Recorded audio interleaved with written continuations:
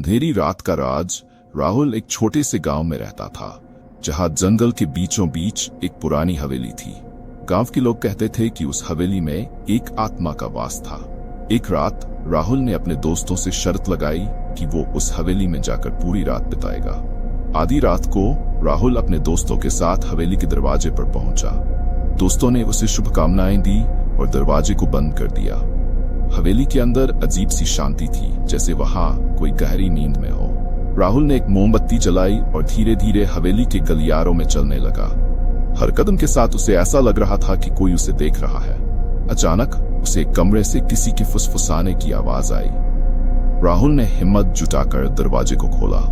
कमरे के अंदर एक पुराना आईना था और उसमें एक धुंधली आकृति दिख रही थी। वो आकृति धीरे धीरे राहुल के सामने स्पष्ट होने लगी। वह एक औरत थी जिसने सफेद साड़ी पहनी हुई थी और उसकी आंखें खाली और गहरी थी। राहुल के शरीर में ठंडक सी दौड़ गई। वो भागने की कोशिश करने लगा, लेकिन उसके पैर जैसे जमीन से चिपक गए थे।